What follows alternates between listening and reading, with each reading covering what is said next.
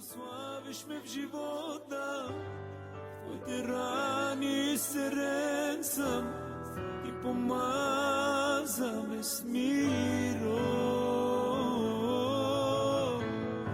Ти благославиш ме в живота, в твоите рани изцелен съм, ти помаза ме с миро.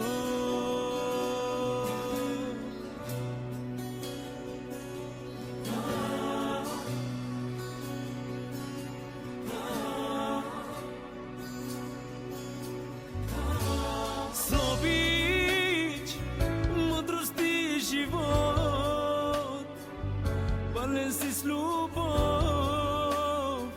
свят си Боже мой.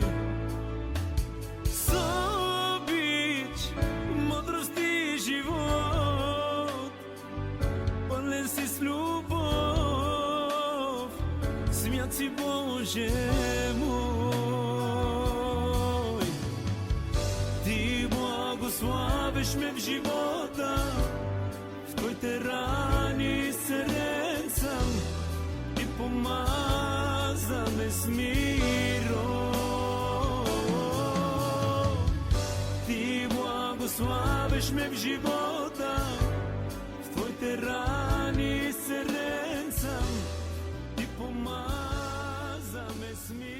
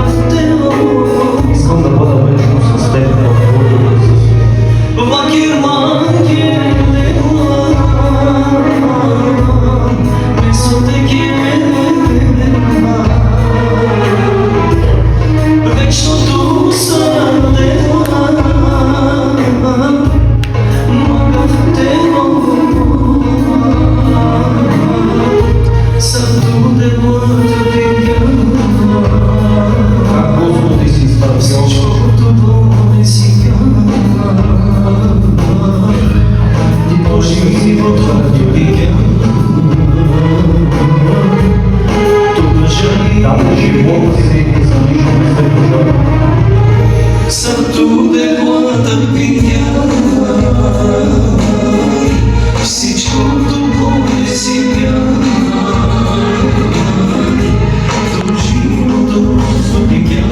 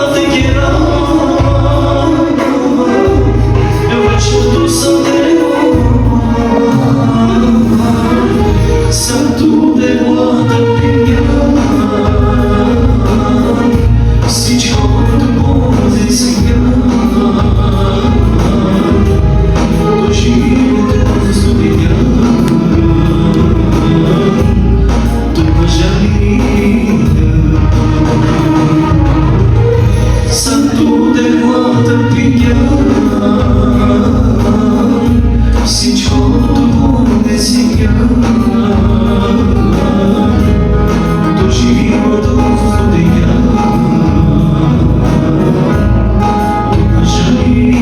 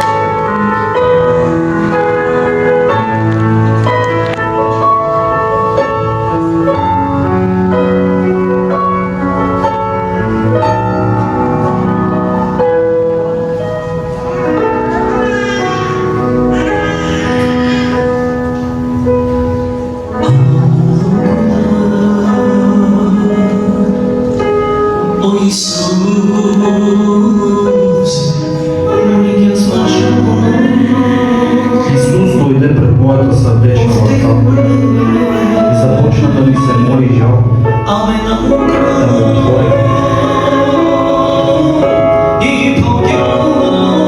Но аз не пожелах да му отворя.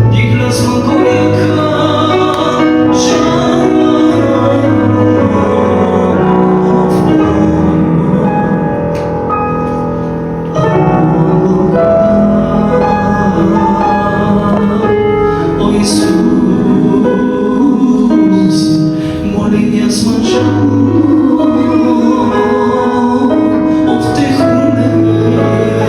Аз заключих своята сърдечна врата. Не го пусна да влезе. Изгони го.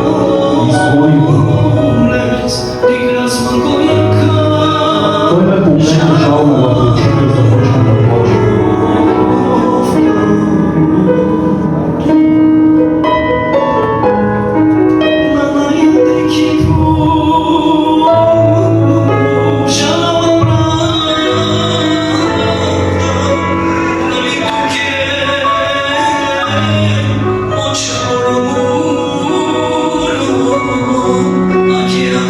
Знам, сине мой, че няма правда на земята, заради това умрях за теб.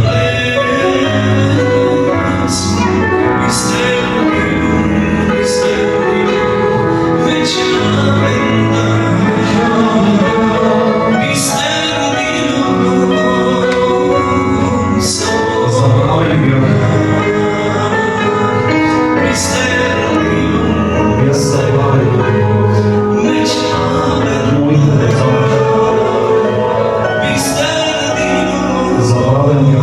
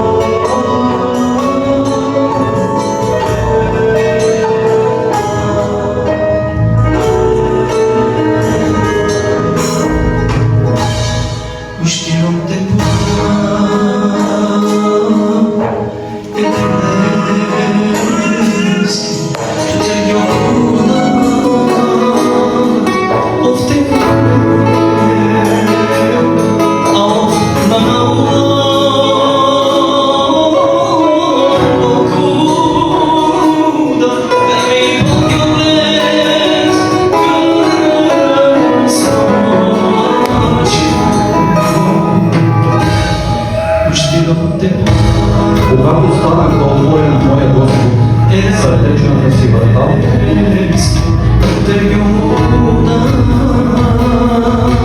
отворих му да влезе, но него вече го нямаше, беше светрен.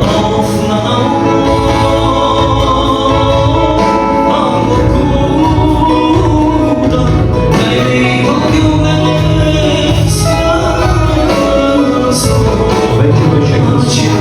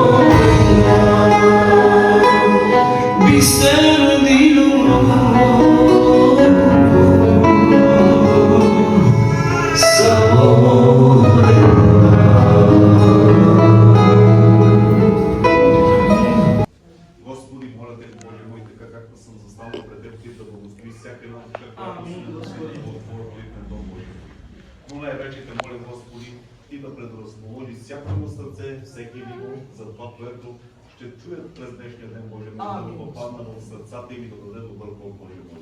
Моля Те и за нашия пастор, Боже мой, Ти да го благословиш, Господи, от небето със мъдрост, за да може по най-добрия начин да възприемете това, което ще се опиташ да ни говориш през днешния ден, Боже мой. Благодаря Ти всичко, Господи, че ни събуди живи и здрави.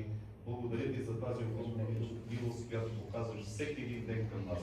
Да бъде слава на Твоето свято име от сега и до вечността. Амин. Амин. Благодаря Ви, моите сами.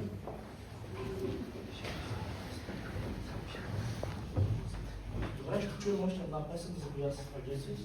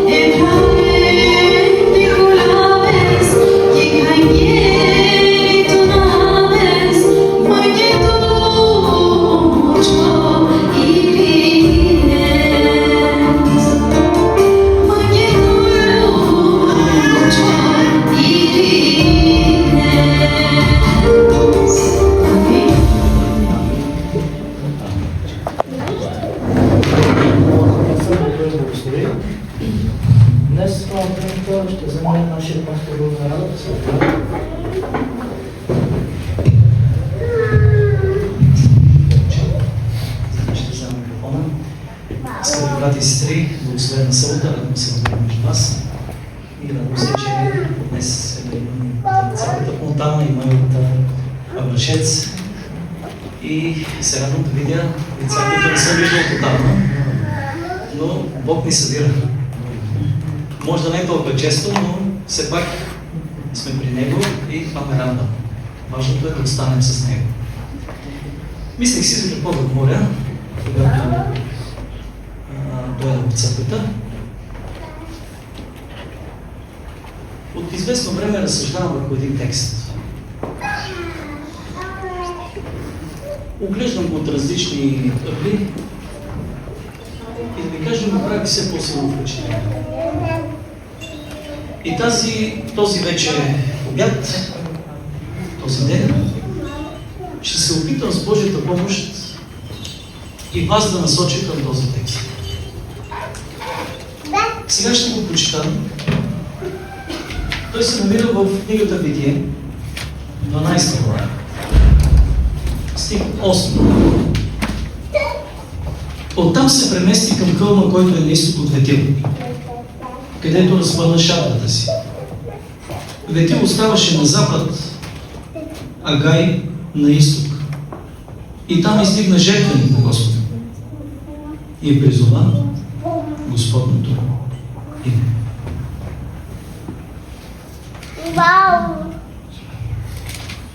Аврамовият живот до голяма степен е скитнически живот. Не е лесно да станеш и да тръгнеш без да знаеш къде отиваш. Господ го призовава от Харан. Той става и тръгва, излиза от една цивилизация в своето време, каквато е била тази земя, оставя всичките си познати, приятели, близки и напуска, тръгва, без да знае къде отива. Това е подвиг на вярата. Това е изключително нещо, което всеки един човек би могъл да направи в своя живот. Просто да се подчини на Божия призив, макар и да не разбира на къде Господ ще го заведе. Просто да се довери. Въпреки че не разбира. Въпреки че не знае. Ето това е доверие. Разбирате? И този човек тръгва. Господ обаче го въоръжава. Въоръжава го с своите обещания. Има едно прекрасно обещание,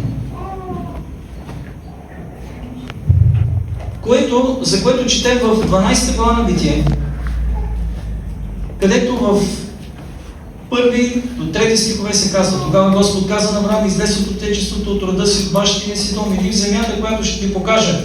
Ще те направя голям народ, ще те благословя и ще прославя името ти, ще бъдеш за благословение, ще благословя онези, които те благославят, и ще проклъна всеки, който те кълне. И в тебе, сега тук забавям мишлено, за да видите нещо много важно, което Бог иска да подчертае, а и ние трябва да го подчертаем и да се фокусираме там.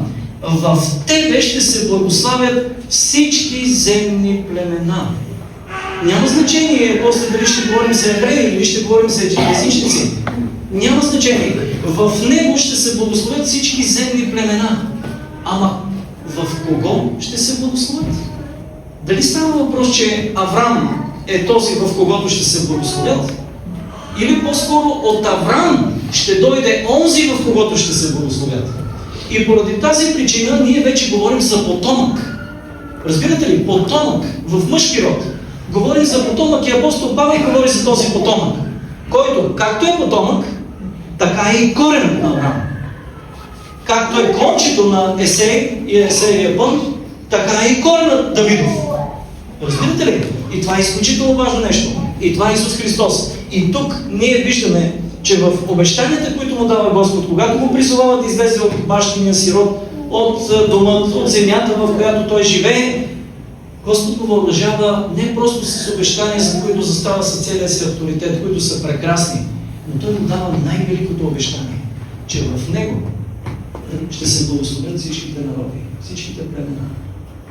И този потомък, в когото ще се благословят всичките народи, е Исус Христос.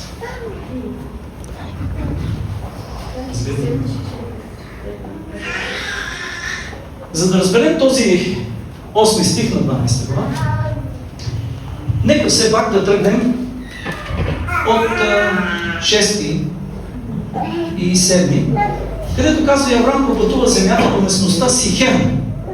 Интересна е тази местност. Интересни неща се случват по-късно, когато Яковата дъщеря Дина там е използвана, насилена, както да го кажа, и след това неговите синове правят, някои от тях правят страшно кръвопролитие. До Дъбът море, в това време хананците живееха в тази земя. И този стих е много важен, не е случайно отбелязан тук. Скъпи брати и сестри, това са не просто някакви ориентировъчни такива специфични и специални, да кажем така, елементи, които са дадени. Но те ни ориентират в следното нещо. В това време ханаанците живееха в тази земя. Кои живеят там в тази благословена земя? Живеят ханаанците.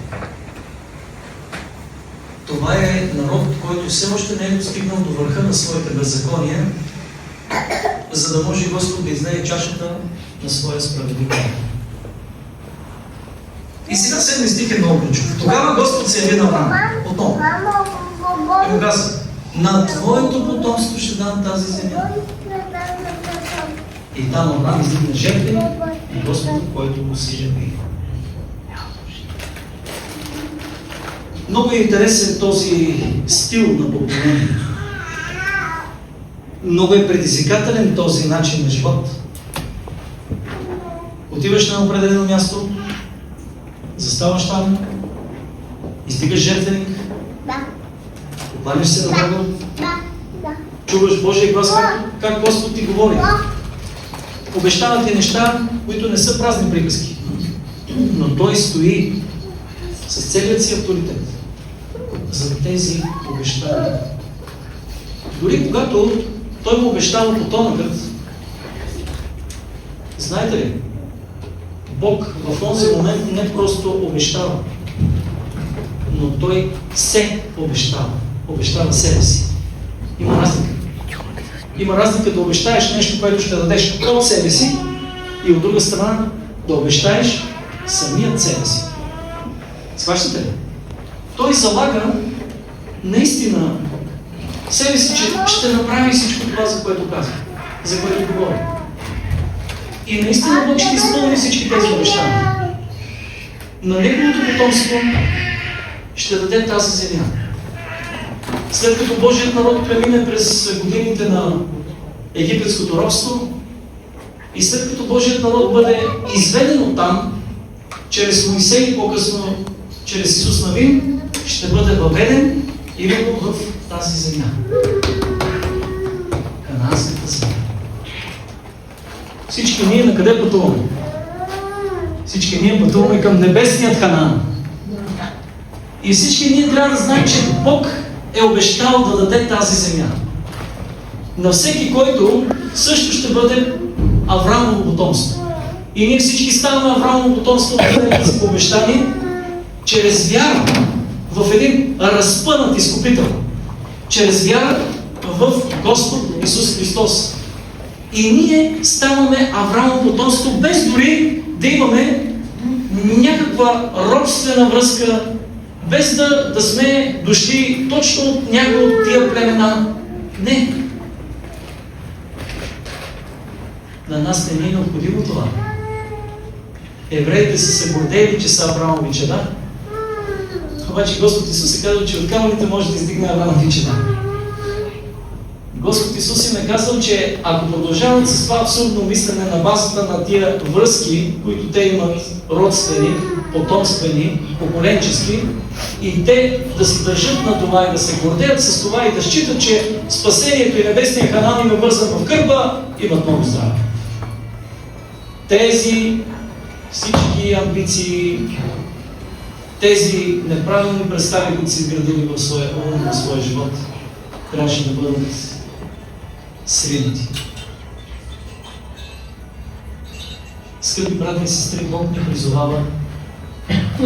Бог призовава всеки един и му обещава небесния Ханан.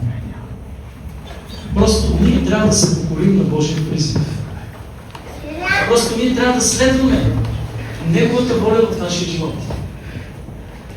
Искам сега да ви покажа нещо. Преди малко видяхме Христос като потомък, нали? Този, в когото ще се благословят всичките земни племена. Да, защото той е потомък. Но той е и онзи, който благославя. И той казва, всеки, който те благославя, ще го благословя. Всеки, който те кълне, ще го прокълна. Тоест това показва, че Бог има специално отношение към своя народ. Захария на едно място, който докача вас, докача как знаете, зеницата на окото ми благодаря. Сега идваме до този 8 стих, който е фокусът. Важно беше да минем от тук, за да можем да влезем в текста. Оттам се премести към хълм. Къде се е преместил? Към хълм. Всъщност питам се, защо трябва да се мести. Нали там сега му е добре? Не, Господ кани Авраам не на туризъм, брати и сестри. Господ го кани на поклонническо пътуване. Има разлика между това да бъдеш турист и между това да отидеш на поклонническо пътуване. И сега ми позволете да ви дам един пример. Миналата година, всъщност, извинете, и миналата беше така, но тази година, това беше месец април, ние бяхме на една екскурзия в Турция. Бяхме в Антиохия. Антиохия Писидийска, някогашна Писидия. Бяхме в столицата на Галатия, Анкара. Някогашната столица на Галатия. И Павел беше до галатяните до Галатийската църква. Уникално беше. Уникално преживяване. Имаше хора, които казаха, ама чакай сега, защо тук?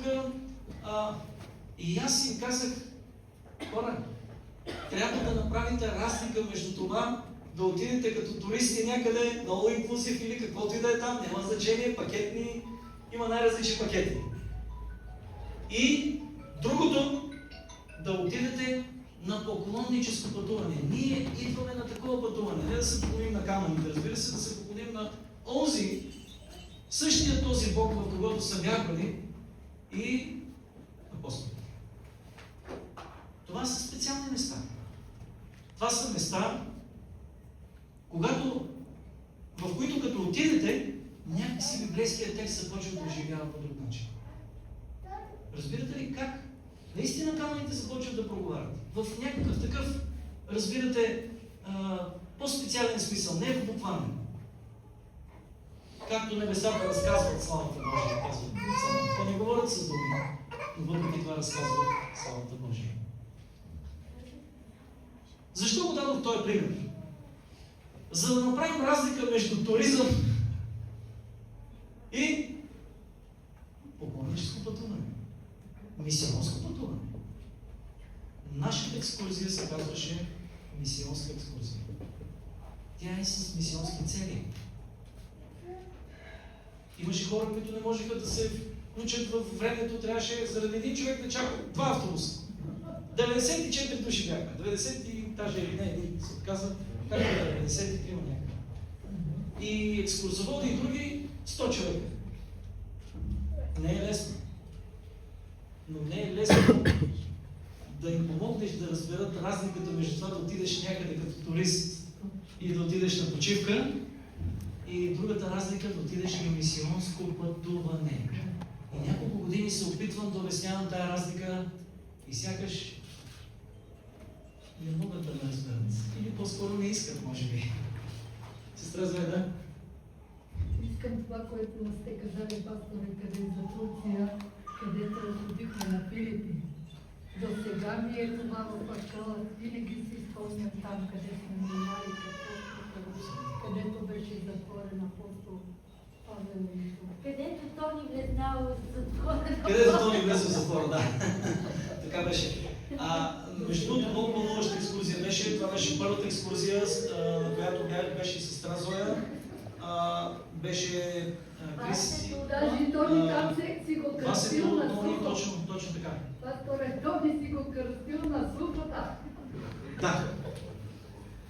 Това беше закачка, разбира се. Въпросът е следното, брата и сестри.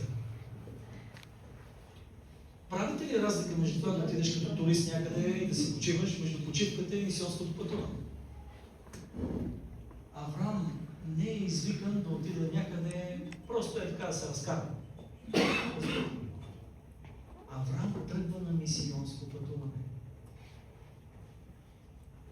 За да тръгне обаче, трябва да е готов да излезе от зоната на комфорт. Защото това крие рискове. Трябва да е готов да напусне мястото, където се е обособил, където, да речем, е решил, че ще застане, че ще живее. Трябва да се премести. Тая дума премествам, мисля, че не е много хубава в контекста на проповедничеството, особено когато свърши мандата на някой пастор. Не е много приятна тази дума, трябва да ви кажа. Обаче самата дума не е изобщо проблемна, тя си е хубава. Трябва да има преместване. Знаете ли, брати и сестри, пътя, който е с цел и дестинация, която се намира, да речем целта, на 1000 км от тук. Започват с първата крачка. Всяко едно от тези пътувания започва с първата крачка.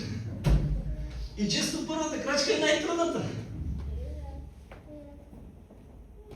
Защото някак не ми идва да пожертвам сега, какво ще стане с това, какво ще стане с това, как ще ги оставя. Господ казва, добре ми се, тръгни се с мен. Аз имам план. Не бързи да прави заключение, просто се остави да те водя. И това е уникално, брати си. Това е велико. Ние трябва да знаем, че има един потомък. Този потомък бе обещан на Авраам. За него това лежеше на бъдеще. За нас обаче това е минало. Ние просто поглеждаме в историята и виждаме явяването на Исус. Ние виждаме Неговото идване, първото му идване тук на тази земя. Ние ставаме свидетели на Неговото раждане, защото имаме свидетелства в Божието Слово, които са неоспорими. Имаме свидетелства и извън Божието Слово, които допълнително осветляват библейския текст и му придават абсолютна истинност, вярност, точност. Оттам се премести към хълма. Искаме ли да покорим хълмовете в нашия живот? Или не искаме? Има хълмове, които трябва да покорим в живота ни. И знаете ли кои са най-известните хълмове, които трябва да покорим? Проблем? Кои са тия хълмове? И аз пожелавам и децата така да растат, които днес за които ще се помолим, така че да могат да преместват планини и да покоряват хълмове. Има хълмове в нашия живот, които ние трябва да покорим. Нека да дам конкретни примери. Например, този хълм, който по-късно Авраам трябва да покори. Моля. За какво говори моля? Моля? За любовта на Бога Отца. Как? Бог толкова възлюби света, че даде своя единороден син. Авраам бащата ще принесе своя син. Разбира се, Господ го спря, защото го изпита. Но Исус никой не го спря. А напротив, имаше демонски рев. Има друг хълм. Кой е другия хълм? Чували ли сте за Голгота? Сигурен съм. Няма такъв, който да не е чул. Хълмът Голгота. Място на черепите, защото е било оформено като череп. Зловещо място. Но този хълм означава да разберем и да преживеем благодата на Господа Исуса Христа. Когато изкачим този хълм, изкачвайки го, ние преживяваме благодата на Господа Исуса Христа. Изкачвайки хълма Мория, преживяваме любовта на Бога Отца. И сега ви питам, познавате ли Елеонския хълм, на който Христос е обичал да се моли? И оттам произнася един от най-великите проповеди в апокалиптичен контекст, свързани с края на света. Есхатологичната проповед на Исус. В Матей 24 глава е изнесено Елеонския хълм. И сега да ви питам, Елеонския хълм, какво означава Елей? Хълм на маслините. А Елея на какво е символ? На Святия Дух. Тоест, изкачвайки Елеонския хълм, ние какво трябва да преживеем? Общението на Святия Дух. И какво излезе сега? Ние, премествайки се към хълма, важното е да се преместваме, може да е с милиметър или сантиметър, но важното е да вървим напред. Колкото и да е трудно. Да няма застой, завладясване и така нататък. Трябва да има развитие, да има прогресия. Обаче ние имаме три предизвикателства. Имаме един хълм, който е наречен хълма Мория, за да може да разберем, да преживеем любовта на Бога Отца. Имаме друг хълм, хълма Голгота, за да можем да разберем и да преживеем благодата на Господа Исуса Христа. Имаме трети хълм, хълма, кой хълм? Елеонски хълм, за да можем да преживеем общението на Святия Дух. И там Исус е прекарвал цели нощи, за да общува със своя Отец, със Святият Дух. Ето триединството. Той се премества към хълма. И интересно обаче, има ли други хълмове, които трябва да покорим високи места в нашия живот? Това са високите места на нашият, на идолите, на които не служим. Това са и високите места на нашия характер. Тия ръбестите места, дето трябва да бъдат ошлепани, дето трябва да бъдат подкастрени, окастрени и така нататък. Да бъдат изчистени. Разбирате ли? Има хълмове, които ние трябва да изкачваме, докато пътуваме. И имам предизвикателство, което е отправено към всеки един от нас. Защото Бог ни е поканил да пътуваме с Него. Едно мисионско пътуване. Идеята е да видим Исус. Днес искам да видим Исус, да видим красотата на Исус. Вижте как сега се случва, как това се развива в текста. Хълма, който е на изток от Ветил. Имам въпрос. Какво означава Ветил? Спомняте ли си? Ветил. Какво значи? Означава Божий дом. Ветил означава Божий дом. Имам въпрос. Вие спомняте ли си, брата и сестри, кой герой на вярата по-късно легна там, заспа на един камък и сънува една стълба, която от земята стига чак до небето, по която се качва и слизат ангели. Разбира се. Яков. По-късно Авраам, Исак, Яков, неговия внук на Авраам, точно там на това място, бягащ от своя брат, който е жаден за мъст, кръвожаден, умрен, ляга точно там, на този камък и сънува този страховит, разпотиващ сън. Стълбата небесна. И искам да ви питам, кой е тази стълба небесна? Исус Христос. Той е стълбата небесна, която съединява земята, по която се качват и слизат Божите ангели. Ако дори само в една точка Исус беше отстъпил, Сатана ще да използва това и да каже, тази стълба не е достатъчна, дори само едно стъпало, както Исус каза на младежа, едно не ти достигне. Но Сатана не можеше да посмее, защото нямаше как да се хване за това. Защото жертвата на Христос е съвършена. И стълбата наистина тръгва от тук и стига чак горе на небесни. Защо не е необходима тази стълба? Защото само чрез Христос може да се качим на небето и да влезем в небето. Разбирате ли го това, брати си? Грехът издълба пропаст между небето и земята. Христос се яви отново земята с небето. Чрез своята жертва. Кой е ветил на Божия дом? Ветил е църквата, но тя е църквата на Христос.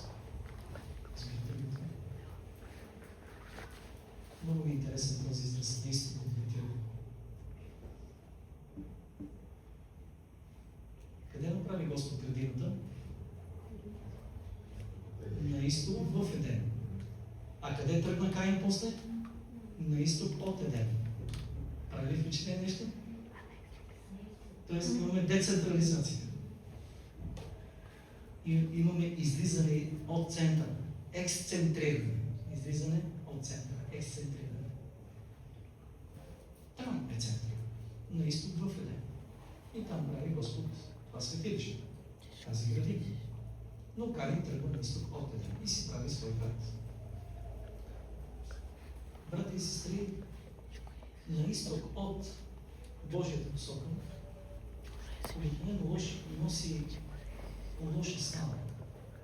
Защото тя показва път на отдалечаване от Бога, път на отстъпление, път на греха. Но тук не е така. И сега ще видите защо след малко. Много е важно. Продължаваме и там казва, където разпъна шатрата си. Ние сме още в Битие 12 глава 8 стих. Размишляваме върху текста. Там, на изток от Ветил, той, Авраам, патриархът на вярата, разпъна шатрата си. И сега искам да видите нещо много дълбоко, тук е много красиво. Кое е то? Хайде, нека да отидем в Евангелието на Йоан, първата глава и там 14 стих. Там се казва следното нещо. И Словото стана плът. В някои преводи живя между нас, в други, които повече ми харесват. И пребиваваше между нас. Знаете ли тази дума бивак? Стана, бивак. Нали? Чували сте тази дума? Добре. И той пребиваваше между нас. Много силна дума. Словото, което е Бог. Защото казва, началото бе Словото и Словото беше Бог и Словото беше Бог и всичко чрез Него стана и без Него не е станало нищо това, което е станало. И после 14 стих казва и Словото стана плът. И сега внимавайте, тук е много важно да видите в гръцкия нещо, което в българския го няма. Това е предимството на оригиналния език. Думата пребиваваше в гръцкият език е глаголът скинео. Тоест, Словото, което е Бог, стана живата скиния, която разпъна шатрите си между нас и дойде между нас. Всъщност тук вече виждаме много голяма дълбочина и красота, свързана с светилището и принципът Емануил, Бог с нас. Какъв е този принцип Емануил, брати и сестри? Исус ще бъде наречен Емануил, но принципът Емануил, който значи Бог с нас, ние го виждаме още в светилището.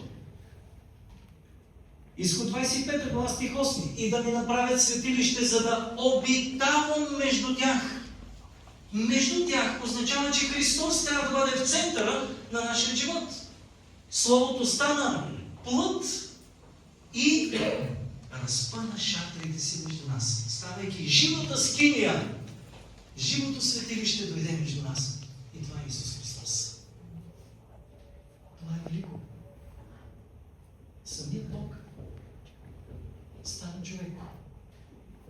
той не спря да бъде Бог, но овладя своите божествени възможности. Въпреки че Сатана го предизвикваше на много места, да ги прояви с цел да го изкуси, с цел по някакъв начин да го отклони от целта, извършването на спасителния план.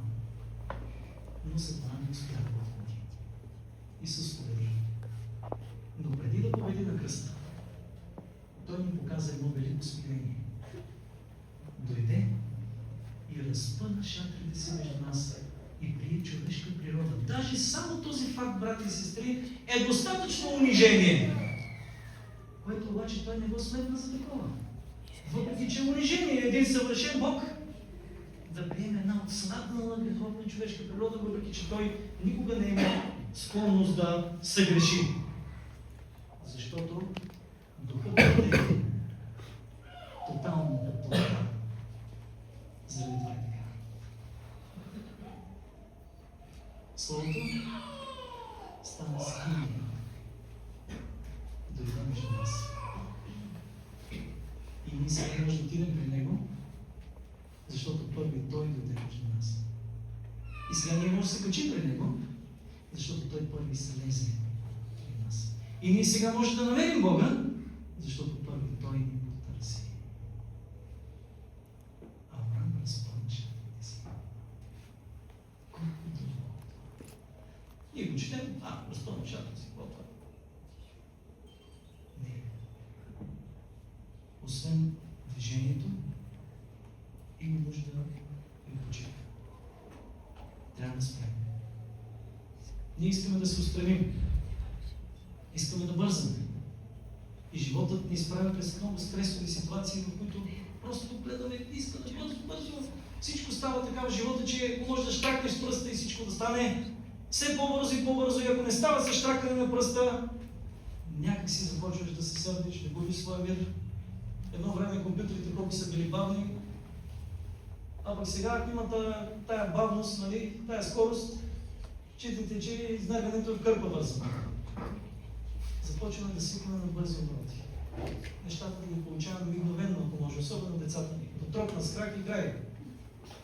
Закон. Но, брати и сестри, има нужда от стоп, от спирачка. Внимавайте, защото има завой. Не можеш да натискаш педала на газта и да продължаваш да натискаш на завоите, и особено на някои завои, дето те завъртат на близо 360 градуса. Такива като на Петрохан. Затова трябва да сме внимателни.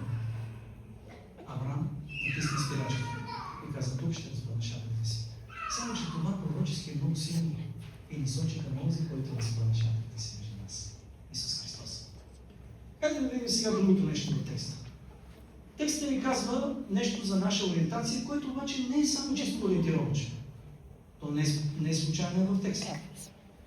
Ветил оставаше на запад, а Гай на изток. И там издигна жертвеник на Господа и призова по Господното име. Искам да се обърна към всички родители. Особено към тези родители, които днес посвещават децата си на Бога. Осъзнавате ли колко важно е това? Да имате олтар. Да имате семейен олтар.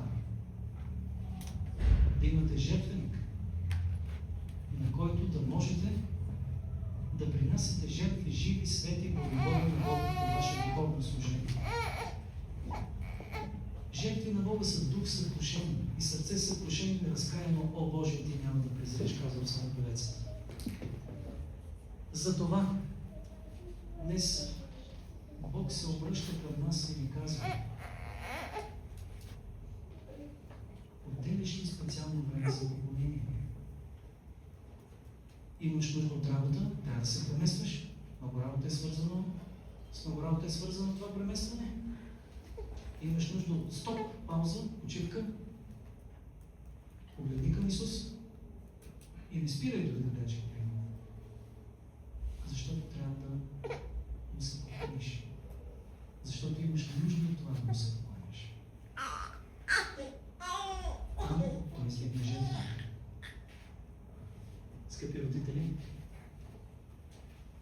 Никога не забравяйте. Семейни алтари. Там трябва да гори свят огън. Там трябва да научите своите деца, както Авраам е научил своите деца и своите поколения, да принасят жертви на Бога. Да принасят жертви, които са без недостатък. Да принасят жертви на Бога, на истинския Бог. Да му се покланят и да му служат. Това е част от вашето призвание и вашата отговорност. Тя е свята отговорност. Но и проверете. Олтарът или жертвеника винаги е предобраз на кръста. И сега отиваме по-напред към кръста на Исус Христос. Преди малко говорихме за Неговото въплъщение, нали? Сега чрез текста ние разбираме, че текстът ни говори, че в центъра трябва да бъде Христос, който е на кръста, защото олтарът, дори в светилището, също сочи към кръстната смърт на Исус, който е Божият жертвенец, носещ греха на света. Ние трябва да гледаме към Христос. Ние трябва да мислим за Неговата жертва, защото няма да ни стигне, разбирате ли, цялата вечност да откриваме, да преоткриваме все нови и нови красоти, да учени, какво ли не, в измерението на тази божествена любов и на тази благодат. Сега сте малко. Какво ни казва текстът? Текстът ни казва така. Насочи вниманието си към жертва. Авраам издигна жертвеник. Трябва да насочиш вниманието си към жертвата, която е велика, достатъчна. Но ако ти оценяваш тази жертва и ти ще искаш да дадеш най-доброто за Бога, ще искаш да поднесеш най-хубавото за Него. Но нещата не спират само до тук, брати и сестри. Аз оставих умишлено преди малко изтока и запада. И сега ще ви кажа защо. Когато Той разпъна шатрата си, когато Исус разпъна,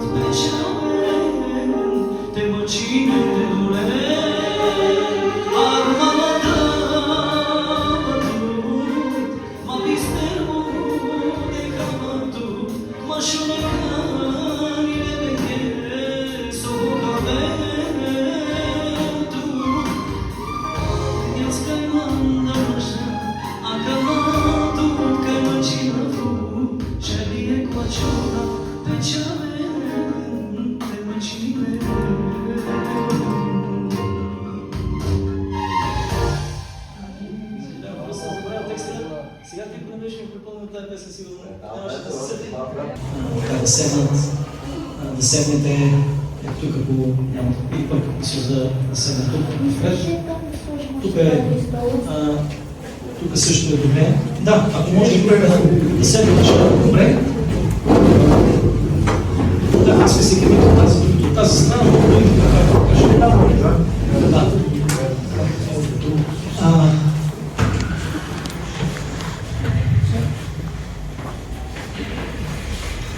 Така.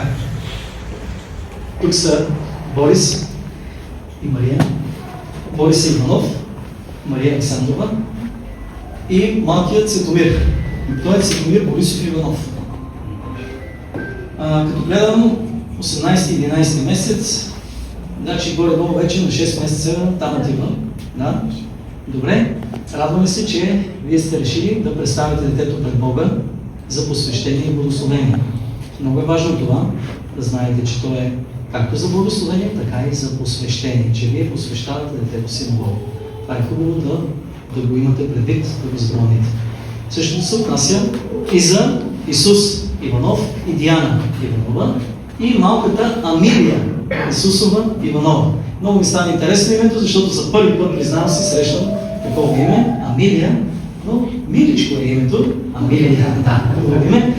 Много хубаво и интересно, наистина ще бъде запомнена малката, защото няма такова име толкова често. Отново и за вас от нас е също нещо.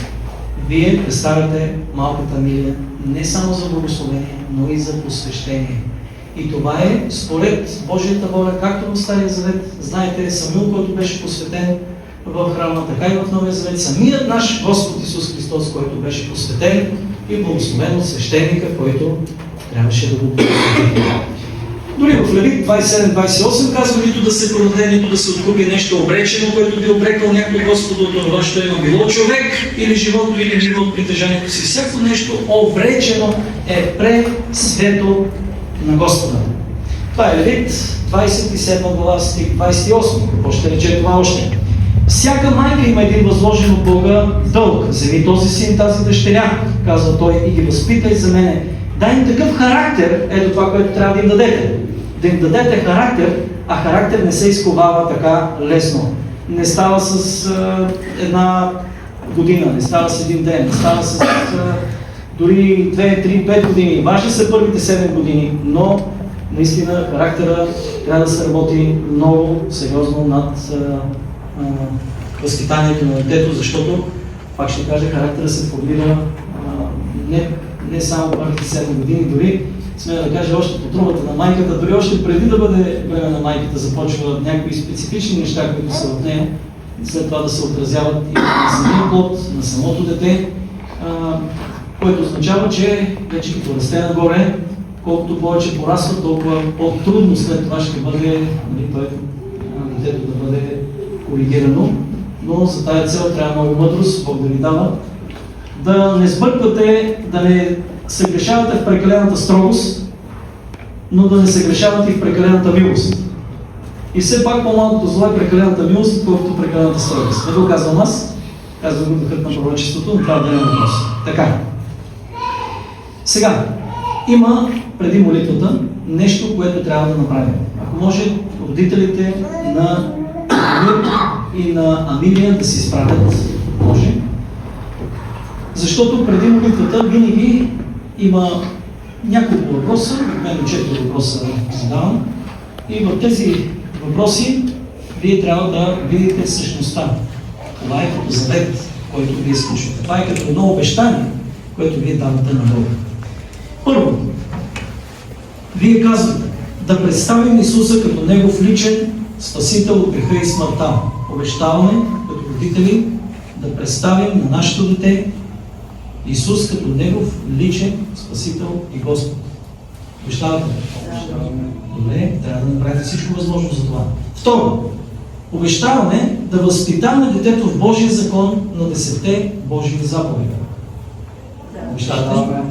Както казвам на едно място, да ги връзваш на ръката, да ги написваш на челото, нали, когато лягаш, когато ставаш, този закон да бъде най-вече в сърцата ни. Третото нещо. Да помним Словото на Господа, на Бога в Второзаконие 6:4 до 12. Трябва да си го прочетете, където самия Бог казва тези думи, тези думи, които ти заповядвам да бъдат в сърцето ти, на тях да учиш прилежно децата си. Прилежно децата си. Трябва, готови ли сте да направите, да положите всички сили, усилия и така прилежно да насочвате вашите деца в пътя на Бога. Готови сте? И обещавате ли да дадете достъп до учителите в църквата, от детското съботно училище, пастори, проповедници, старейшини, които си работят с децата, да имат достъп до израстването на това дете и утвърждаването му в християнските ценности в Божията църква? Да, защото е нормално да водите децата си в детското съботно училище, учителите да работят с тях, за това се задава този въпрос. Сега, скъпи брати и сестри, на базата на това, което обещаха родителите от една страна Исус и Диана, от друга страна Борис и Мария, сега ние ще се помолим. Ще ви помоля вие да се изправите, църквата да се изправи, а сега родителите ще трябва да вземат децата и ще ви помоля, вие ще приличате тук, от тази страна, насам ще гледате, те ще приличат тук и ще гледат срещу вас. Разбрахте ли сега? Така, аз трябва да имам достъп и до двете деца. Да, благодаря те, може да ги държиш, аз ще ги приличам. Да, ако може да преместим това, благодаря. Така, точно така. Така, сега, църквата може да стане права. Ние с родителите ще коленичим долу и искам така да е, че да ви бъдат удобни децата. Добре, сега може да коленичим.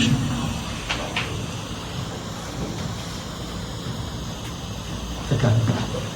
Ето го Цветомирчо, ето е малката Андилия вече, разбрахте.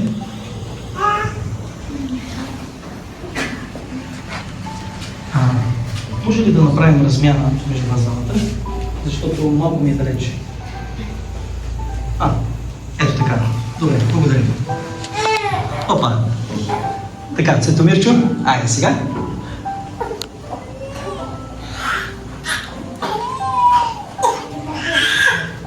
Готови ли сме? Добре, спокойно.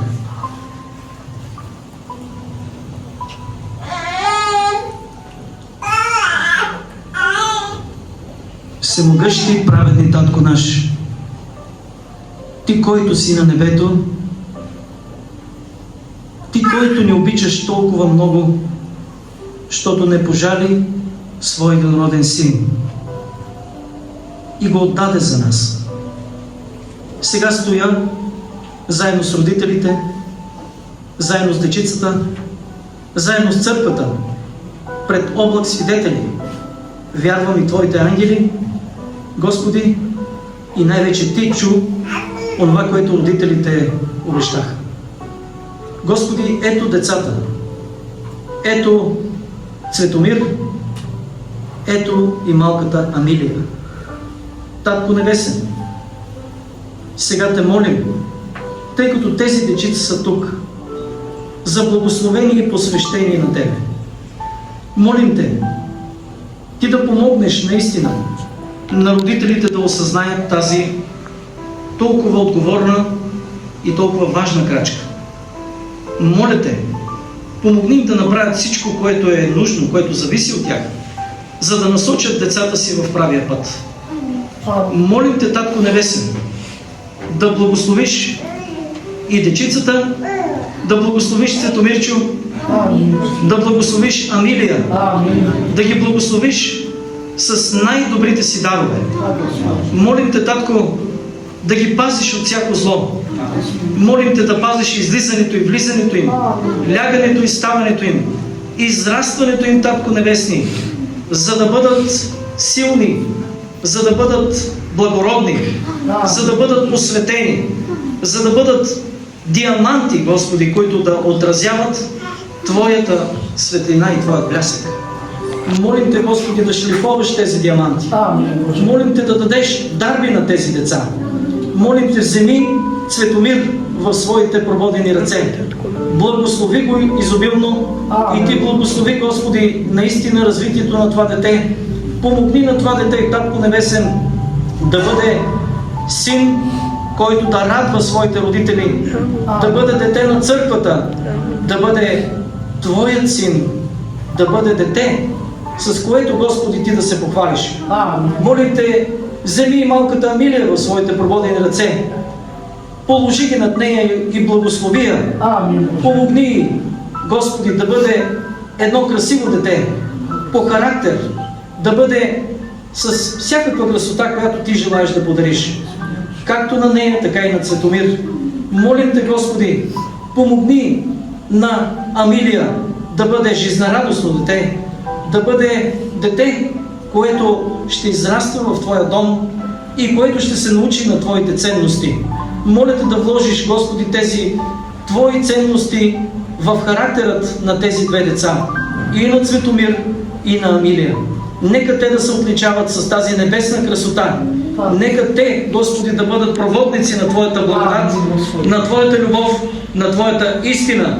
И Те молим да ги направиш живи свидетели за Твоята преобразяваща благодат. Господи, наистина, молим Те, помогни на тези деца. Промисли за най-доброто им. Подари им бъдеще и надежда, както си обещал в Писанието. Господа Ви благослови, мили дечица, скъпи Цветомир и скъпа Амилия. Господ да осияе лицето си над вас, да Ви показва милост, мир и своята изобилна любов. Господ да Ви пази, да Ви издига, да Ви благославя и чрез вас, скъпи деца, наистина да дойдат още много други хора до познание на истината, до покаяние и до спасение. Господи, благослови ги, за да бъдат благословени и за да благославят навсякъде в този свят. В името на Отца, Сина и Святия Дух. Амин.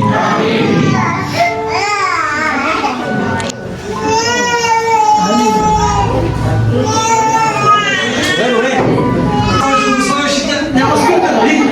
Господ казва, че за детето достатъчно това вече е много добре. Така, сега тук, скъпи родители, хайде, понеже вашето е тук отпред, ако може, ето е химикалката тук, подпис на бащата.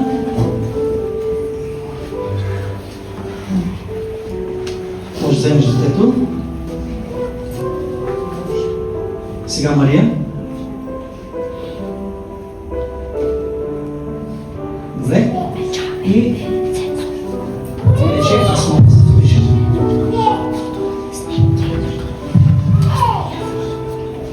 Ето свидетелството. Казвам го пред църквата. Може да си го ламинирате и да го сложите някъде на място, на което да ви напомня, винаги като го видите, че това дете е посветено на Бога. Бог да ви благослови. Много се радвам. Борис. Мария, заповядай. Добре? Така? Сега ще помоля... Заповядайте сега. Диана, ето тук. Добре. Хайде сега може да вземеш детето. Бащата и той да се разпиши. Ето тук. Виждаш къде е. Добре.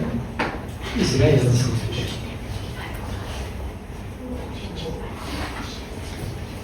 Ето го и това свидетелство, виждате, на Амилия. И ние може да поднесем честита ви. Обаче майката ще поднеса, няма и се отделиш. Така. Искате ли нещо като родители да кажете, да пожелаете? Имате възможност? Да? Жив Борис. Ще се молиме да бъде как да го кажа, да бъде инструмент в Божите ръце. Един ден да покани и може, кой знае, да проповядва, да бъде наистина силен инструмент. Ти нещо може да кажеш? Пожелавам ви наистина Бог да ви помогне, така да го възпитавате, така да го отглеждате, че да преживява Божията любов, винаги да бъде благодарно на Бога и Бог да помогне един ден да бъде Него служител. Амин. Така, нещо да кажете вие, желаете? Пожелавам на всеки един това щастие.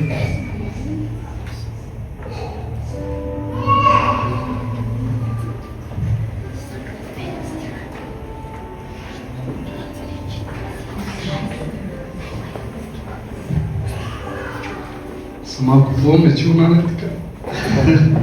Се извинявам. Нека всяка майка, която няма, Бог да даде. Амин. Амин.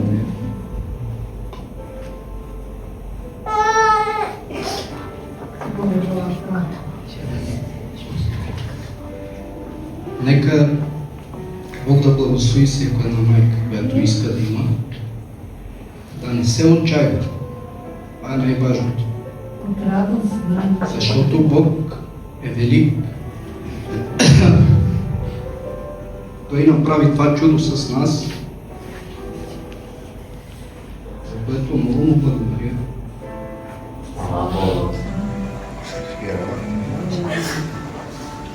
13 години го чакахте.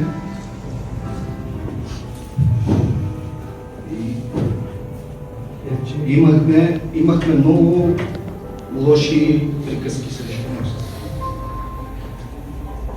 Дори ни казваха, като има Бог, защо не ти дава дете? Къде е вашия Бог? Но ние бяхме твърди и вярни в Бога. И винаги казвахме, Бог ще даде. И ние вярваме, че Бог ще даде. И никога ще оставяхме тази мисъл. И слава на Бога, че Бог доказа на всички, че Той е с нас. И тези хора, които ни критикуваха, дори имаше и близки и роднини, те чрез това осъзнаха, че Бог е с нас и че наистина има Бог. Затова пожелавам това щастие на за всеко едно семейство. Амин. И понеже това е моето свидетелство, че ние 13 години го чакахме, 13 години получавахме критики за това, че не можем да имаме деца.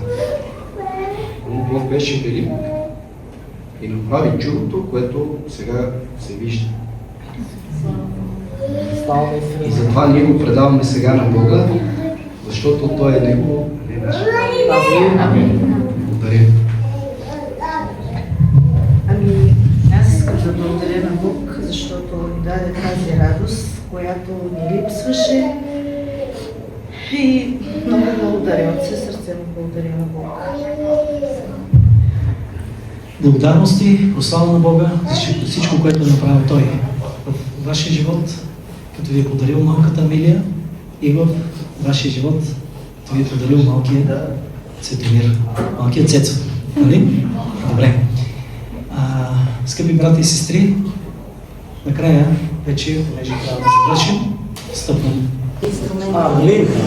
Да го благослови, да умножи радостта ви, нека бъде едно посветено детенце, изпълнено с радост.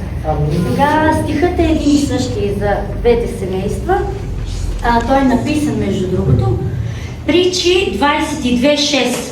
Възпитавай детето отрано в подходящия за него път и не ще се отклони от него, дори когато остарее.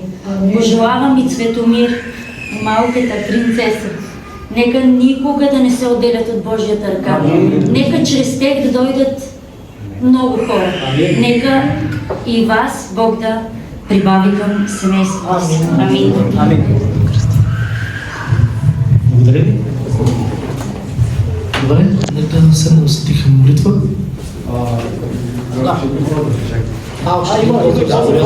Извинявам. Искам да поздравя младото семейство. Подаръка от църква Вършец и също така стиха пак ще бъде един и същ за двете семейства. Той се намира в Псалом 127, 3 стих.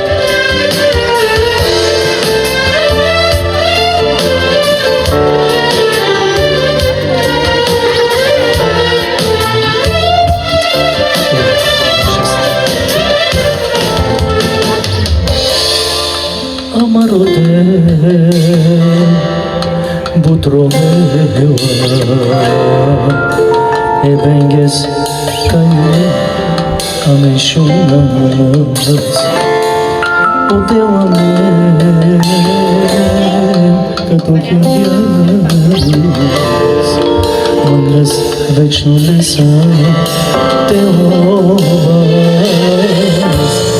амен о мъжа е дебес не шурес Tami sama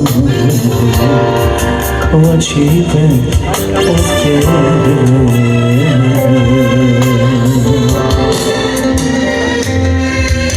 Shona me chavore savorem budekaf nobaf savorem pash monde dirinen sa Tejane onere saborem gemergeyum koyum te haver saborem yerina Shunema me chavorem saborem budekaf me magav saborem pashman de teirina Tejane one veka I sabore Kiryon koymayım Teyaveo me sabore prielina Şuneman me çavoren saboren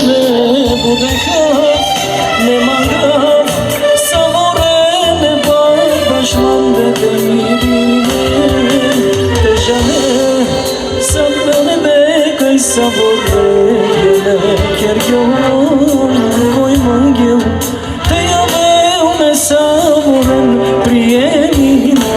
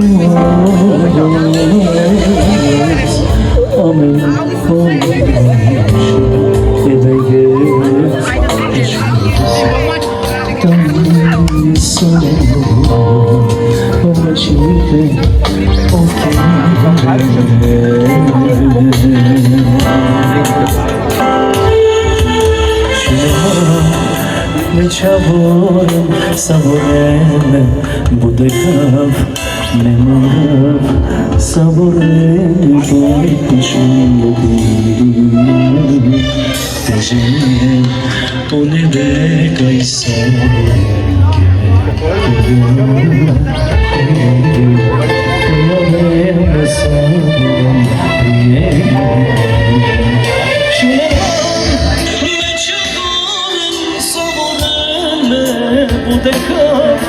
me mangav saboren pashman de teirina Tejane kone veka I saboren kiryon koymayım Teyaveo me saboren prielina Şuneman me çavoren saboren bu dekav me mangav saboren pashman de teirina Tejane one veka I saboren kiryon koymayım Teyaveo me saboren prielina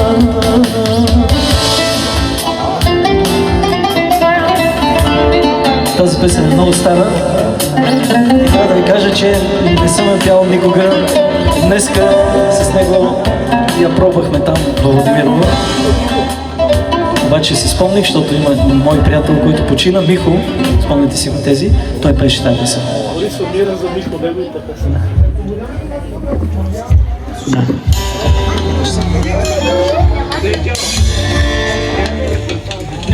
Това е специален поздрав за Берчо, специално от Вегеми.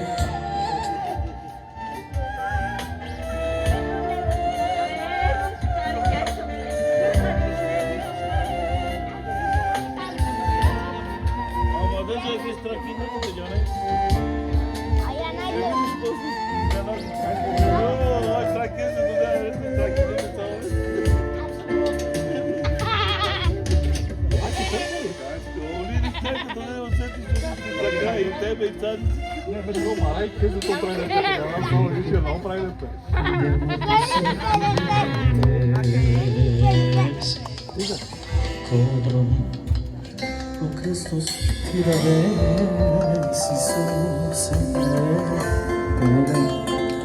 taropari Haresimu obeze hamire Iringiantut mandiklanma Ema svenca gushingianma Budekhavatut budmangavatut Tu kemo chomera Budekhavatut budmangavatut Tiro Christus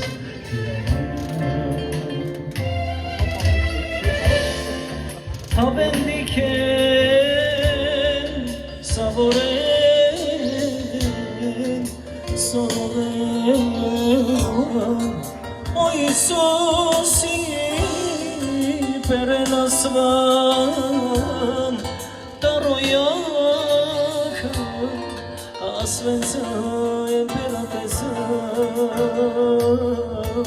Toana o Isus pishine Avendiken savoren saroven O Isusi perenasvan taroyaka asvența emperatesa Toana o Isus pishine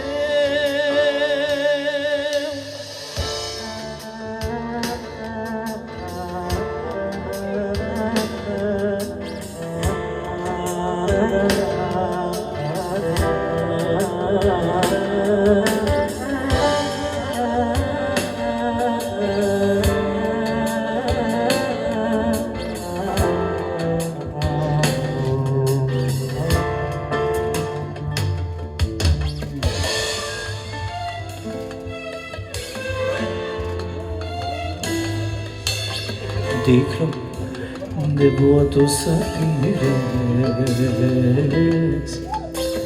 Codro o Christos tiraves Iisuse Felo de votar o farite Parecido o bezeja mire Iisuse Iringiantut mandiklanma Ema svenca gushingianma Budekhavatut budmangavatut Tu kemo chomera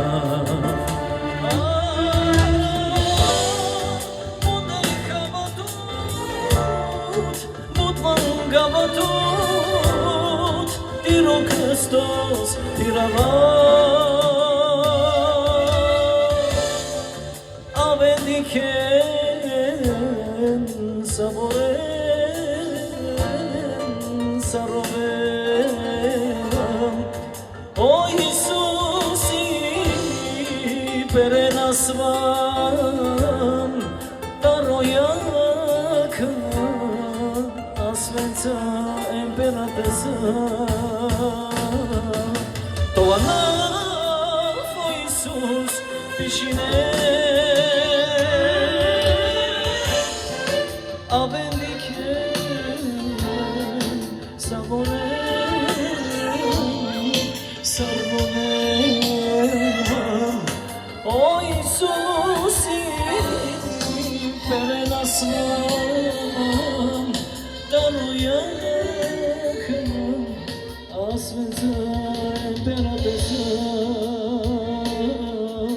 Toana o Isus pishine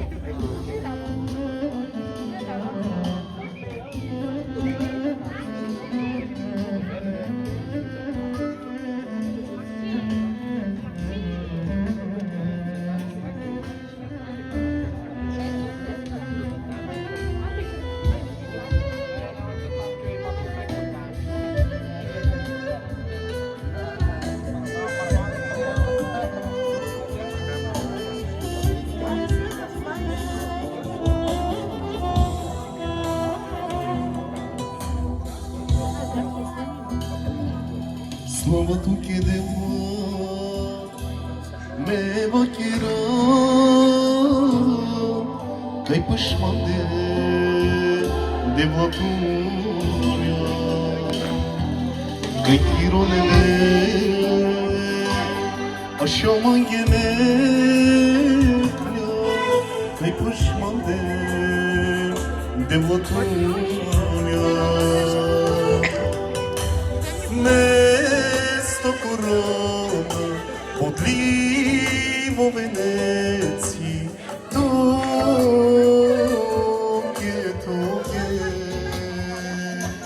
a tu mandeche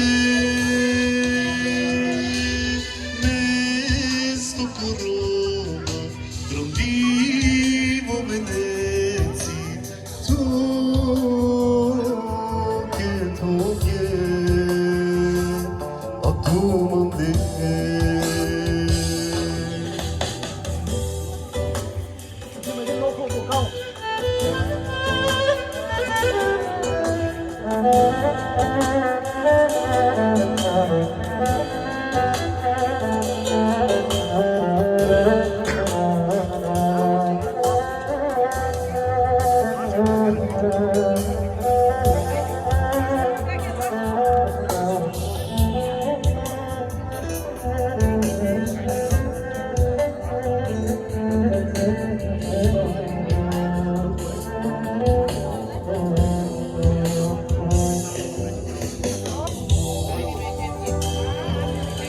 Molinov de vent, mansas de ove, tire vastență, mantena mechie, kai sinio mitiro, de vana shaldo, akaname, srci kučavoro. Mesto corona, trondivo Venecji, tokie,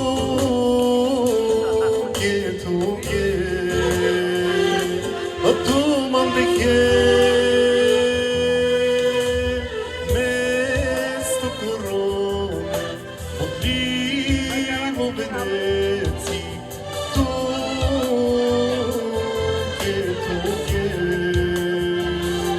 a tu mandeche.